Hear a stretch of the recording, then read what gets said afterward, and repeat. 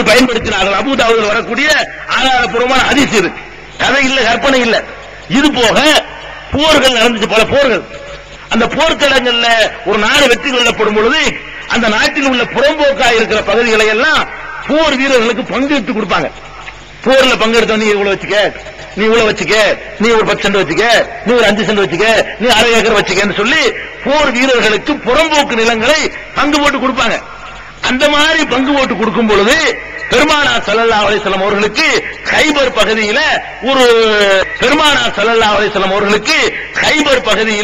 ஒரு ஒரு இடம் கிடைக்குது, ஒரு தோட்டம்.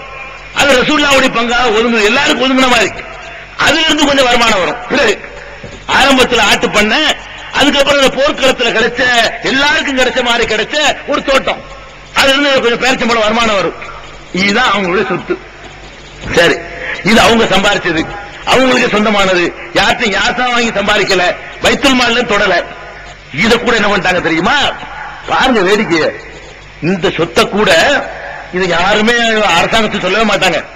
மூத்தவங்க சொல்றாங்க, நஹனு மஆஷிரல் அம்பியா லா நூரத்து மா தரக்னாஹு சதகா. நபிமார்களாகிய நாங்கள் இருக்கிறோமே, நாங்கள் விட்டு சென்ற சொத்துகளுக்கு எங்கள் குடும்பத்தார் வாரிசு இல்லை. பாருங்க, இந்த சொத்தை கூட பாத்திமாவுக்கு போக விடல, இந்த சொத்தை கூட ஹசன் ஹுசைனுக்கு போக விடல. மூத்தா போன்னு சொல்லிட்டு போயிட்டாங்கன்னு கேட்டா, எனக்கே சொந்தமா இருக்கிற ஒரு சொத்து, அந்த சொத்தும் மக்களுக்கு சொந்தம். மா தரக்னாஹு சதகா, நாம் விட்டு சென்றது எல்லாமே சதகா, பொது நிதி, பைத்துல் மாலுக்கு போக வேண்டும் என்று உத்தரவு போட்டு போயிட்டாங்க. பிறகு அபூபக்கர் ஆட்சிக்கு வர்றார், சித்திக் ரலியல்லாஹு அன்ஹு.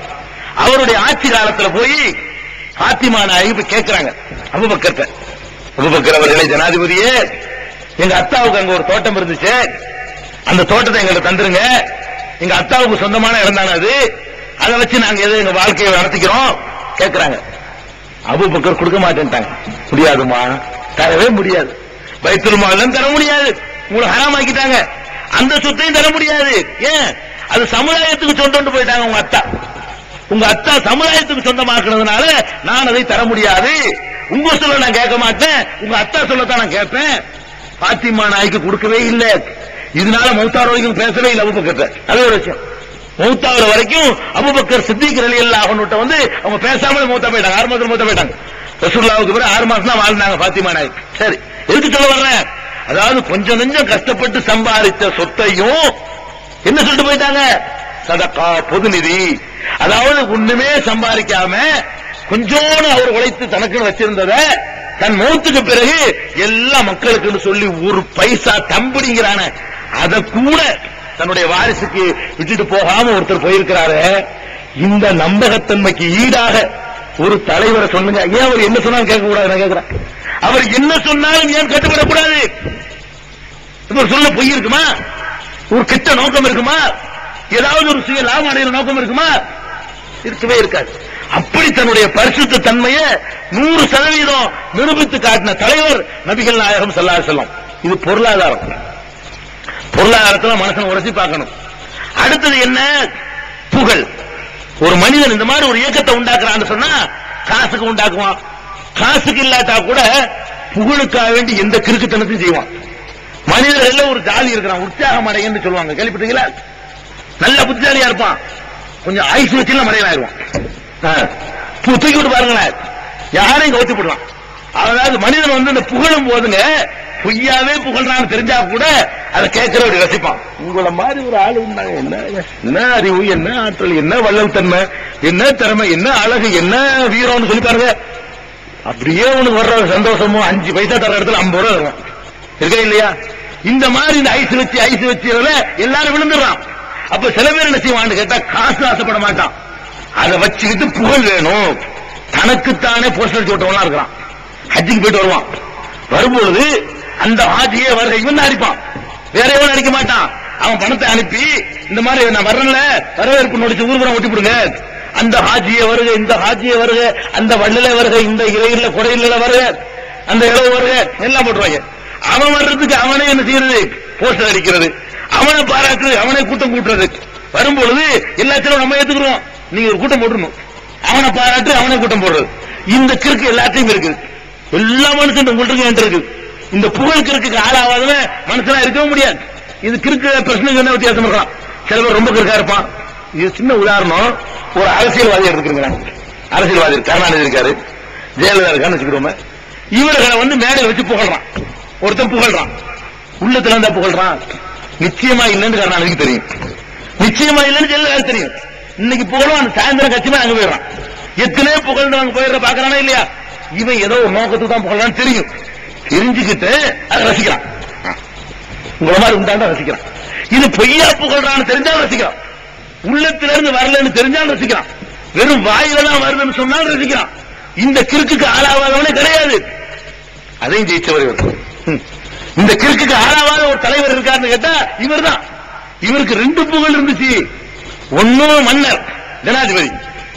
ஜனாதிபதினா வல்லரசுக்கு ஜனாதிபதி. இன்னொன்னு ஆன்மீக குரு, ஒரு மதத்தினுடைய தலைவர். அதாவது வணக்க வழிபாடுகளை அவர் சொல்றபடிதான் செய்யறதுக்கு ஒரு கூட்டம், ஆட்சியை அவர் சொல்றபடி நடத்துறதுக்கு ஒரு அமைப்பு. அப்ப ஒரு பக்கம் பாத்தீங்கன்னா மன்னர் என்ற புகழ், இன்னொரு பக்கம் பாத்தீங்கன்னா மகான் என்ற புகழ். மகான் என்றால் எப்படிப்பட்ட மகான்? அவருக்கு மேல் ஒரு மகான் இல்லை என்ற அளவுக்கு பெரிய மகான். பெரிய மகான் என்ற ஒரு அந்தஸ்து அவருக்கு கிடைக்குது, பெரிய மன்னர் என்ற அந்தஸ்து கிடைக்குது. 2 சேர்ந்து கிடைச்சவர்கள் வரலாற்றில் ரொம்ப கம்மி. ஒரு சுலைமான் நபி கிடைச்சிச்சு, ஒரு தாவூத் நபி கிடைச்சிச்சு. பெரும்பாலானவர்கள் இப்படி கிடைக்கவே இல்லை. மன்னர் பதவியும் கிடைச்சி, அந்த ஆன்மீக தலைவர், அந்த மதத்தினுடைய நிறுவனருங்கிற அந்த பதவியும் கிடைச்சது யாருன்னு கேட்டா ரொம்ப விரல் விட்டு எண்ணக்கூடியவர்கள். அவர்களுடைய வரலாறுகள் இன்னைக்கு நம்மள்ட்ட இல்ல. இவருடைய வரலாறு மட்டும் இருக்குது. 2 புகழ். அப்ப ஆன்மீகத்தில் வர புகழ் இருக்கு பாருங்களேன், அது எங்க கொண்டு விடும்? அரசியல் புகழா இருந்தாலும் சரி, ஆன்மீக புகழா இருந்தாலும் சரி, எல்லா மனுஷனையும் அடிமைப்படுத்த சொல்லும். நான் ஒரு ஆன்மீகத்தில் குருவாயிட்டேன்னு வைங்களேன், நான் வந்து உங்களை ஈக்குவலா நினைக்கவே மாட்டேன். நான் ஒரு ஆன்மீக குருன்னு வந்துட்டேன்னு வைங்களேங்க, உங்களை விட எல்லா வகையிலும் நான் வேறுபட்டவன் நான் காட்டிக்கிறேன். அதுக்காகவே நான் வேற மாதிரி ட்ரெஸ் போடுவேன். எல்லாரும் முடி வச்சா நான் மட்டும் மதத்துல இந்த புகழ் வந்துருச்சுன்னு சொன்னா எல்லாத்துலயும் நம்ம தனியா இருக்கணும், தனி அந்தஸ்து தரணும், காலில் விழுவணும், தொட்டு கும்பிடணும், வரும்போது பராட்டு சொல்லணும். 2 தலைமையும் சேர்ந்து இருந்தா, இப்ப கருணாநிதி இங்க வர்றாரு, ஜெயலலிதா வர்றாங்கன்னு வைங்க பொதுக்குடிக்கு, என்ன ஆகும்? இந்த மாவட்டமே அல்லோல கொள்ளப்படும். வர்றது பொதுக்குடிக்கு ஒரு தண்ணீர் தொட்டியை திறந்து வைக்கிறது வர்றாருன்னா இதுக்கு ஏன் உலகமா அல்லோலப்படணும்? அங்க மாயத்திற்காக விட மாட்டாங்க. அவர் பொதுக்குடிக்கு வர்றதுக்காக வேண்டி மாயவரத்தில் traffic, Thanjavur traffic, Nagapattinam traffic, Thiruvarur traffic, Mannargudi traffic, நிறுத்தி போவாரு, ஒருத்தர் போவாரு. இதை பாக்குறீங்க. வர்றாருன்னு சொல்லிக்கிட்டே போவான். 8 வண்டி போயிடும். அவரே 8 மணி நேரம் வருவான். இதோ வருகிறார், அதோ வருகிறார்னு சொல்லிக்கிட்டே போவான். 7 மணிக்கு சொல்லிட்டு போயிருவான், இதோ வருகிறார்னு. 8 மணிக்கு கத்திட்டு போவான் ஆட்டோவில், இதோ வந்து கொண்டே இருக்கிறாருமா. 9 மணிக்கு, 10 மணிக்கு, 11 மணிக்கு, சுப்ஹானல்லாஹ் அமைத்து முடிச்சுட்டு 4 மணிக்கு உட்கார்ந்துருப்பான். நம்ம பாக்குறதுக்காக வேண்டி இந்த மாதிரி எல்லாம் பண்றாங்கல்ல. இவர் எந்த புகழ்ல இருந்தாரு? உலக சக்கரவர்த்தி பிளஸ் உலக பெரிய மகான்.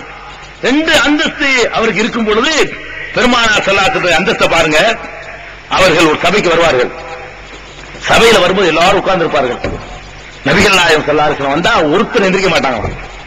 எல்லாரும் உட்கார்ந்து இருக்கிற சபைக்கு நபிகள் நாயகம் ஸல்லல்லாஹு அலைஹி வஸல்லம் வந்தார்களேயானால் ஒருவரும் நாங்கள் எழுந்திருக்கவே மாட்டோம். ஏன் எழுந்திருக்க மாட்டோம்? எழுந்தா அவங்களுக்கு பிடிக்காது, அவ்வளவு கடுமையா இருப்பாங்க. எனக்கு நீங்க எந்திரிக்கிறீங்க, எனக்காக யாரும் எழுந்திருக்க கூடாது. இப்படி சொன்ன ஒரு தலைவன் உண்டா? பள்ளிக்கூடத்துல ஆனாவன சொல்லிக் கொடுக்குற வாத்தியார் எந்திரிக்கிறான். ஏபிசி தான் எனக்கு தெரியும். ஏபிசி சொல்லிக் கொடுக்கறதுக்காக பிள்ளைகள் எந்திரிக்கிறான். ஒரு ஆனாவனா படிச்சு கொடுக்குற வாத்தியாருக்கு இவ்வளவு கர்வம் இருந்தா, அகில உலக சக்கரவர்த்தியா இருந்தாரு, அவருக்கு எவ்வளவு பெரிய கௌரவம் இருக்குன்னு அவர் என்ன பண்றாரு? ஜாக்கிரதை, நான் வந்தால் யாரும் எந்திரிக்க கூடாது. யார் ஒருத்தன் தனக்காக பிறர் எழுந்திருக்க வேண்டும் என்று விரும்புகிறானோ தனது இருப்பிடத்தை நரகத்திலே ரிசர்வ் செய்து கொள்ள